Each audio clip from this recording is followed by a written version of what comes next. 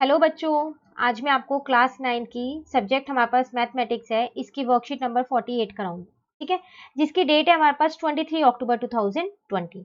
आज की वर्कशीट का टॉपिक क्या है हमारे पास? Collection of data.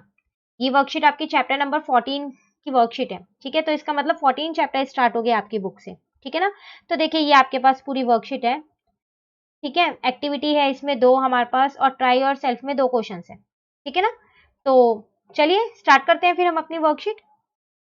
तो देखिए जैसा कि आपको दिख रहा है यहाँ पर आपको एक ये टेबल बना के दे रखी है। क्या है ये टेबल? पहले एक बार ना छोटा सा यहाँ पर रीड कर लेते हैं क्या है। Children, you must have observe your teacher recording the attendance of the student in your online in your class every day, or recording marks obtained by you after every test or examination. ठीक है, similarly you must have been seen a cricket scoreboard. One such scoreboard has been illustrated here. ये रहा वो scoreboard है, इसका मतलब ये।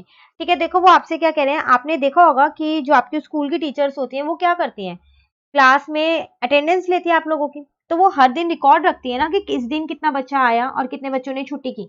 Proper record रखते हैं। या फिर मैं आपसे ये कहूँ, जो आपके टेस्ट होते हैं या फिर एग्जाम होते हैं, ठीक है, उसका भी वो रिकॉर्ड रखते हैं। जैसे अभी आपकी ऑनलाइन क्लासेस हो रही हैं, तो उनमें आपके जो टेस्ट होते होंगे तो वो टीचर उनका रिकॉर्ड रखती होगी। ठीक है, आप ऑनलाइन क्लास ले रहे हो, कितने बच्चे क्लास ले रहे हैं उसका भी रिकॉर्ड रखती होंगी। ये सब क्या है, जो भी वो रिकॉर्ड रख रही है इन सब चीजों का, उसको कुछ नहीं बोलते, उसको सिंपली बोलते हैं कलेक्शन ऑफ डेटा। वो एक डेटा कलेक्ट कर रही है। ठीक है, डेटा क्या कलेक्ट कर रही है? वो डेटा में ये कलेक्ट कर रही है कि आज कितने बच्चों ने ऑनलाइन क्लास ली। अगर 100 स्टूडेंट है तो 50 स्टूडेंट्स ने ली, 60 स्टूडेंट्स ने ली, कितनों ने ली और कितनों ने नहीं ली। ये उनका एक डेटा है। या फिर अगर आज उन्होंने मैथ्स का टेस्ट लिया तो कितने बच्चों ने मैथ्स का टेस्ट दिया और कितनों ने नहीं दिया। तो वो पूरा एक रिकॉर्ड रख रही है इस चीज का। ठीक है, और ये सिर्फ स्कूल में ही नहीं होता रिकॉर्ड रखना, आप हर जगह कर सकते हो उसको। जैसे आपको यहाँ एक और एग्जाम्पल दे रखा है क्रिकेट स्कोर बोर्ड का। देखो जैसे आपको ये पूरी टेबल दे रखी है स्कोर बोर्ड की, जिसमें हर एक चीज लिखी है, कितने ओवर हैं, कितने रन लिए हुए हैं, ठीक है ना, नंबर ऑफ बॉलर्स के नेम लिखे हुए हैं, विकेट्स वगैरह का, हर चीज की इंफॉर्मेशन है। तो ये है क्या, एक डेटा कलेक्ट कर रहे हो आप, कि अगर एक जना खेल रहा है तो वो कितने ओवर में है, कितने रन उसने ले रखे हैं, है ना, ये सारी चीजें। ऐसी अगर 4 जने खेल रहे हैं तो उनका क्या डेटा होगा, हर एक चीज का आप रिकॉर्ड रख रहे हो। ठीक है, तो यहाँ पर लिखा है कि you know that in the game of cricket the information recorded in scoreboard is not simply about who वोन और लॉस्ट। कह रहे जो ये स्कोरबोर्ड होता है क्रिकेट में, ये सिर्फ हमको ये नहीं बताता कि कौन हारा या कौन जीता, सिर्फ ये नहीं बताता, ये और भी बहुत सारी चीजें बताता है। क्या? जैसे कि in scoreboard you will also find some equally important information about the game. आप गेम के बारे में भी जो इंपॉर्टेंट इन्फॉर्मेशन होती है ना, वो इस स्कोरबोर्ड से जान सकते हो। जैसा कि कौन कौन सी? For instance, you may find out the time taken and the number of balls faced by the highest run scorer। कह रहा आप इससे ये भी तो जान सकते हो कि जो हाईएस्ट रन स्कोरर है उसने कितनी बॉल्स फेस की और कितना टाइम लगाया है। ये भी तो आप इस स्कोरबोर्ड से जान सकते हो। तो इसमें जब आपने वो डेटा फिल किया होगा तभी तो आप जान पाओगे। ठीक है, और जो डेटा आपने फिल किया उसके लिए आपको उसको पहले कलेक्ट करना पड़ेगा, जब भी तो आप उसको फिल कर सकते हो। कर सकते हो या नहीं कर सकते? अगर मैं आपको जैसे वापसी में अपने स्कूल में आऊं, मैं अगर आपकी टीचर को बोलूं कि मेरे को अटेंडेंस रजिस्टर चाहिए, तो आपकी टीचर क्या मुझको ऐसे ही दे देगी? नहीं, उसने पहले ये डेटा कलेक्ट किया होगा ना कि कितने बच्चे एक दिन में आए हैं। ठीक है, और फिर मंथली उन्होंने पूरा रिकॉर्ड बना के मुझे दिया होगा। तो हर डे उन्होंने वो डेटा को कलेक्ट किया और उसके बाद उस डेटा को उस अटेंडेंस रजिस्टर में रिकॉर्ड किया और दे दिया। तो डेटा ऐसे ही नहीं बन जाता, उसकी कलेक्शन करनी पड़ती है हमको। ठीक है ना, तो चलिए आप आगे और बढ़ते हैं थोड़ा सा। तो देखिए जैसे यहाँ पर है आपके पास ये दिस फैक्ट और फिगर्स विच आर न्यूमेरिकली और otherwise collected with a definite purpose are called data. तो कोई भी चीज जो फैक्ट और फिगर आप कलेक्ट कर रहे हो लेकिन एक पर्पस से कर रहे हो, ठीक है ना, उसको ही हम क्या बोलते हैं? डेटा बोलते हैं। अब आपको समझ में आया कि डेटा है क्या? ऐसा ही नहीं कि कुछ भी चीज हमने रिकॉर्ड कर दी तो वो मेरा डेटा बन गया, कुछ हमने कलेक्ट की, नहीं, उसका सॉरी पर्टिकुलर पर्पस होना चाहिए। ठीक है, जैसे स्कोर बोर्ड आपको यहाँ दिख रहा है, इसका पर्पस है, इससे आपको सारी इंफॉर्मेशन मिल रही है ना, जो इंपॉर्टेंट इंफॉर्मेशन वो ये रिप्रेजेंट कर रहा है। उसी तरीके से अगर जो स्कूल का अटेंडेंस रजिस्टर है वो हमको ये बता रहा है कि महीने में एक बच्चा कितने दिन स्कूल आया और कितने दिन नहीं आया। या फिर अगर जो टेस्ट रिकॉर्ड लिखा जा रहा है तो इससे ये पता चल रहा है कि आप कितना प्रोग्रेस कर रहे हो और कितना नहीं कर रहे। ये एक डेफिनेट पर्पस है हम लोगों का, है ना, कि आपके रिकॉर्ड हम रखते हैं। तो आपकी स्कूल की टीचर्स भी इसलिए ही रखती हैं ये। ठीक है ना, तो जिस भी डेटा का एक पर्टिकुलर अच्छा सा पर्पस हो कलेक्ट करने का, हम उसको बोलते हैं डेटा।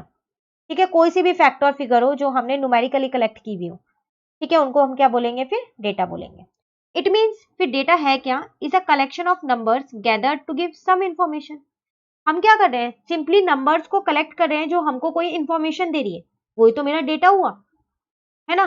तो अब यहाँ पर है, the extraction of meaningful information is studied in the branch of mathematics called statistic. तो आप जो चैप्टर है आपका स्टैटिस्टिक, चैप्टर नंबर 14 आपकी एनसीईआरटी का चैप्टर है ये, ठीक है ना। तो वहां पर आप इसको बहुत ही अच्छे से पढ़ने वाले हो, कलेक्शन ऑफ डेटा को, ठीक है।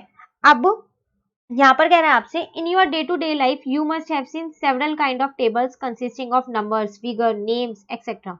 These tables provide us data. कह रहा है आप अपनी डे टू डे लाइफ में ना बहुत सारी ऐसी टेबल्स देखते हो जिनके अंदर नंबर्स होती हैं, फिगर्स होते हैं, नेम लिखे हुए होते हैं और भी बहुत सारी चीजें होती हैं। वो टेबल आपको क्या दे रही है, वो टेबल सिर्फ आपको कुछ नहीं दे रही है, एक डेटा रिप्रेजेंट कर रही है आपके सामने, ठीक है। तो उन्होंने पता है अब आपको कुछ एक्टिविटीज दी है जिसमें आपको वो डेटा खुद से कलेक्ट करना है, ठीक है। तो चलिए देखते हैं आपकी आज की वर्कशीट में कौन सी वो 2 एक्टिविटीज हैं जो आपको खुद से करनी है। देखो, जैसे यहाँ पर लिखा है आपके पास एक्टिविटी 1 और यहाँ लिखा है एक्टिविटी 2, इसका मतलब 2 एक्टिविटी है। फर्स्ट में आपसे कह रहा है, construct a table by collecting the data of height in centimetre of any 20 student of your class. कह रहा है कोई से भी 20 बच्चों की, अपनी क्लास के 20 बच्चों की हाइट आपको क्या करनी है, कलेक्ट करनी है। तो आप क्या करोगे, 20 बच्चों की हाइट को मेजर करोगे और लिख दोगे।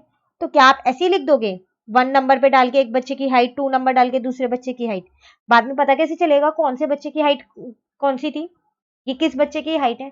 तो आप एक पर्टिकुलर टेबल बना के करोगे ना, जैसे नेम ऑफ द स्टूडेंट, यहाँ बच्चे का नाम लिखते रहो और यहाँ उसकी हाइट लिखते रहो। तो 20 बच्चों का नाम लिखोगे तो 20 बच्चों का नाम लिख दो पहले, उसके बाद हाइट मेजर करते रहो और यहाँ पर इनमें आप फिल करते रहो, ऐसे ही तो करोगे। तो आपने क्या किया, ये एक टेबल ही तो बनाया और आपने क्या कलेक्ट किया, इसमें एक डेटा कलेक्ट किया। कौन सा डेटा कलेक्ट किया आपने, हाइट का। किसकी हाइट, आपकी क्लास के 20 बच्चे, ठीक है ना। तो ये क्या हो गया आपका, ये हो गया आपका कलेक्शन ऑफ डेटा जो आपने कलेक्ट किया। इससे आपको ये पता चला कि आपकी क्लास में जो स्टूडेंट है उनकी हाइट कितनी है, आप उससे एवरेज निकाल सकते हो, मीन निकाल सकते हो। ऑन एन एवरेज आपकी क्लास में एक बच्चे की हाइट कितनी होती है वो आप बता सकते हो, अगर आपने 20 बच्चों की हाइट निकाल ली तो, ठीक है। तो ये एक्टिविटी आपको खुद से करनी है। आप क्या करना, अपने 20 फ्रेंड्स का नाम यहाँ पर लिख लेना, क्योंकि अभी स्कूल तो नहीं खुल रहे हैं, ठीक है। तो ये तो पॉसिबल नहीं है अपनी क्लास के बच्चे लो, तो आपके जो भी फ्रेंड्स हो आप उनका नाम यहाँ पर लिखना और उनकी हाइट मेजर करके यहाँ लिखना, ठीक है। तो ये एक्टिविटी आपको खुद से करनी है। एक और एक्टिविटी उसके साथ साथ आपको दे रखी है, construct a table by collecting the data of the number of absentees during your online class in last week। Online class में आपको ये बताना है कि लास्ट वीक की जो ऑनलाइन क्लास हुई है उसमें कितने बच्चे एब्सेंट थे, एब्सेंटीज के नाम लिखने हैं। तो अगर आपकी Monday to Saturday online class होती है तो आप यहाँ पर डे में क्या लिखने वाले हो, Monday, Tuesday, Wednesday, Thursday, Friday, Saturday, number of absentees, Monday को कितने एब्सेंटीज थे क्लास में, ठीक है, ट्यूसडे को कितने थे, ये ऐसे आपको लिखना है, ठीक है ना। तो लास्ट वीक का एक ही रिकॉर्ड रखना है आपको, ठीक है। तो ये दोनों एक्टिविटीज आपको समझ में आ गई, ये दोनों आपको खुद से यहाँ पर फिल करनी है। अब आप देख रहे हो यहाँ पर जो ये 2 डेटा आपने कलेक्ट किए हैं, ठीक है ना, इनसे एक और चीज नई निकल के आती है, वो क्या है, in the first activity the information was collected by your self with a definite objective in your mind. The data obtain in this way is called primary data. अब यहाँ पर आपसे कह रहा है जो आपने ये फर्स्ट एक्टिविटी की है ना, जिसमें आपने अपने क्लास के बच्चों की हाइट लिखी है, ये इंफॉर्मेशन आपने खुद से कलेक्ट की है। बिल्कुल, आपने 20 बच्चों की हाइट मेजर की होगी, उनकी हाइट इस टेबल में लिखते रहेंगे और नाम लिखते रहेंगे, आपने खुद से ही तो की होगी, ठीक है ना। एक पर्टिकुलर ऑब्जेक्टिव होगा आपके माइंड में, उसके बेसिस पे आपने ये पूरी टेबल बना दी है। तो जो डेटा को हम लोग कलेक्ट करते हैं खुद से, उसको हम बोलते हैं प्राइमरी डेटा, ठीक है। फिर आप सोच रहे होंगे फिर ये कौन सा है, ये भी तो हमने खुद ही कलेक्ट किया एक्टिविटी 2 में। नहीं, in second activity you can gather the information from the available school record which already had the information। the data obtained in this way is called secondary data। कह रहा है जो ये सेकेंड एक्टिविटी है ना, जिसमें आपने नंबर ऑफ एब्सेंटीज बताए, ये क्या आपने लिखे होंगे इसके अंदर, खुद देखे होंगे कि एक दिन में आज क्लास में कितने बच्चे एब्सेंट थे कितने नहीं थे, नहीं, ये तो आपने क्या किया होगा, स्कूल में रिकॉर्ड होगा, जो टीचर्स होती है उनके पास जो अटेंडेंस रजिस्टर होता है, उसमें जो रिकॉर्ड होगा आपने उस रिकॉर्ड से लिख दिया होगा कि मंडे को 10 बच्चों की एब्सेंट लगी हुई है, तो आपने यहाँ क्या क्या होगा, यहाँ पर आपने मंडे लिखा होगा और यहाँ पर नंबर ऑफ एब्सेंटीज में 10 लिख दिए होंगे। सेम आपने ट्यूसडे को काउंट किए होंगे कितने एब्सेंटीज है और यहाँ फिल कर दिया होगा। तो आपने स्कूल की रिकॉर्ड उठाया, उसमें से काउंट किया एक एक दिन का और जल्दी से ये टेबल फिल कर दी। तो ये डेटा आपने खुद से नहीं कलेक्ट किया हुआ, पहले से ही किसी और ने ये डेटा कलेक्ट कर रखा था, आपने उसका यूज किया है ना। तो जब हम किसी और का डेटा का यूज करते हैं, जो इन्फॉर्मेशन पहले ही किसी और ने कलेक्ट कर रखी है, उसको बोलते हैं सेकेंडरी डेटा। इसके और भी बहुत एग्जाम्पल है, मैं आपको एक नेट से रिलेटेड देती हूँ। जैसे गूगल, कई चीजें होती हैं कि हम लोग गूगल से सर्च करते हैं, ठीक है, गूगल से मैं ढूंढ लेती हूँ या आप लोग ढूंढ लेते हैं, तो वो डेटा आपने खुद से थोड़ी कलेक्ट किया, वो तो आपने गूगल से निकाला है। तो प्राइमरी डेटा कौन किसका हुआ, गूगल का। हमारे लिए तो वो सेकेंडरी डेटा है, गूगल ने हमको दिया, हमने थोड़ी खुद से ढूंढा है वो डेटा, ठीक है ना। तो आपको पता चल गया फर्क दोनों में, डिफरेंस प्राइमरी और सेकेंडरी में। चलिए अब आपके पास ये कुछ क्वेश्चन है जो आपको खुद से करने हैं। अगर अब आपको इनका डिफरेंस पता चल गया तो आप ये क्वेश्चन बहुत आसानी से कर सकते हो। फर्स्ट क्वेश्चन में देखो, वो आपसे कह रहा है give 2 example of data that you can collect from your day to day life. Day to day life में आप जो भी डेटा कलेक्ट कर सकते हो उसके 2 एग्जाम्पल्स दो, ठीक है। कोई से भी 2 दे सकते हो, जो मैं लिख रही हूँ वो नहीं लिखने हैं, आपको खुद से लिखने हैं, ठीक है। और मुझे भी बताना है कि आपने कौन से लिखे हैं। पता है ना, आप लोग मुझको बताते हो ना तो मुझे बहुत अच्छा लगता है कि हाँ, आप लोगों ने भी कुछ सोचा कि हम लोग अपने आसपास की चीजों से ये चीजें निकाल सकते हैं जो मैथ्स में काम आए, ठीक है। तो प्लीज मुझे जरूर बताइएगा। तो मैं यहाँ पर क्या लिखूं, एक तो मैं यहाँ पर लिख देती हूँ daily expenditure of house hold. हम लोगों के घर का जो डेली का खर्चा होता है, कई लोग होते हैं पता है, उसका भी पूरा रिकॉर्ड रखते हैं कि जैसे इस टाइम पे अक्टूबर चल रहा है, 1 अक्टूबर को हमारा इतना खर्चा हुआ घर में, ठीक है, इतना एक्सपेंडिचर हुआ। एक्सपेंडिचर मतलब आप समझते हो ना, खर्चा। 2 अक्टूबर को इतना हुआ, 3 अक्टूबर को इतना हुआ, ऐसे पूरा 31 अक्टूबर तक लिखेंगे और लास्ट में टोटल करते हैं वो कि हमारा पूरे मंथ का, हमारा जो डेली एक्सपेंडिचर था, पूरे मंथ का इतना हमारा एक्सपेंडिचर हुआ, इतना खर्चा हुआ है अक्टूबर में। फिर नवंबर से शुरू कर देंगे, ठीक है। तो एक मैंने इसलिए यही वाला लिख दिया है। दूसरा मैं ये लिख सकती हूँ कि मैंने एक लिख दिया वेट ऑफ 20 फ्रेंड्स। अभी मेरे को हाइट का क्वेश्चन था, अब मैंने यहाँ वेट लिख दिया है, ठीक है। आप कुछ और लिख सकते हो। इलेक्ट्रिसिटी बिल, कई जने होता है मंथली लिखते हैं फिर ईयरली देखते हैं। जैसे सितंबर का लिख दिया इतना इलेक्ट्रिसिटी बिल आया था, अक्टूबर का इतना आया था, फिर कंपेयर करते हैं कि ज्यादा है या कम है। आसपास की चीजें देखनी है जिनको आप डेटा के फॉर्म में कलेक्ट कर सकते हो, और वो आपको एग्जाम्पल यहाँ लिखने हैं, ठीक है। तो खुद से लिखना आप ये 2 एग्जाम्पल्स, ठीक है ना। चलिए क्वेश्चन 2 करते हैं। Classify the data given below as primary और सेकेंडरी। अब आपको बताना है कौन सा प्राइमरी और कौन सा सेकेंडरी है। अगर आपको डेफिनेशन पता चल गई है, अच्छे से समझ आ गई, तो बता दोगे आप जल्दी से। चलो देखते हैं क्वेश्चन 2 का, मैं यहाँ लिखती जाऊंगी, ठीक है। Choose size of 10 student of class 9th। तो आप ये कहीं से ढूंढने वाले हो या फिर किसी के रिकॉर्ड से लेने वाले हो? नहीं, ये तो आप खुद से कलेक्ट कर सकते हो कि 10 बच्चों का शू का साइज बताना है क्लास 9 के, तो ये तो खुद से कलेक्ट किया हुआ डेटा होगा ना। तो ये कौन सा डेटा हुआ मेरे पास, प्राइमरी डेटा, ठीक है ना।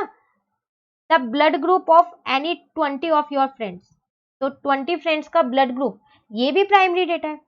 ये किसी और से, कोई और थोड़ी ना कलेक्ट करने वाला है इसको, ठीक है ना ही, शायद ये आपको गूगल पे मिलने वाला है, ठीक है। तो ये क्या है, मेरा प्राइमरी डेटा है। चलिए, number of members in the family of your classmate, ये भी आप ही कलेक्ट कर लोगे। आपके अगर 4 फ्रेंड्स हैं, ठीक है, क्लासमेट जो भी आपके, अगर 4 या 5 से भी आप पूछो तो उनके फैमिली मेंबर्स पूछ लो और लिख दो, एक टेबल बनाओ यहाँ पर और लिख दो। यहाँ पर क्लासमेट का नाम लिखना और यहाँ पर नंबर ऑफ फैमिली मेंबर्स, खुद से तो कलेक्ट किया, प्राइमरी डेटा,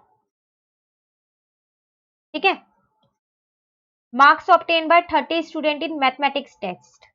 कह रहा है एक मैथ्स का टेस्ट हुआ है, 30 स्टूडेंट्स के जो मार्क्स आए हैं, ये तो आप स्कूल के रिकॉर्ड से लोगे, आप खुद से थोड़ी कलेक्ट करोगे। टेस्ट आपने थोड़ी ना चेक किया होगा, स्कूल वालों ने चेक किया होगा और अपने रिकॉर्ड में नंबर लगा लिए होंगे, तो आप स्कूल से लेने वाले हो ना ये। तो ये कौन सा है मेरा, सेकेंडरी डेटा। जो डेटा हम किसी और से लेते हैं, ठीक है, हम उसे खुद से नहीं कलेक्ट करते।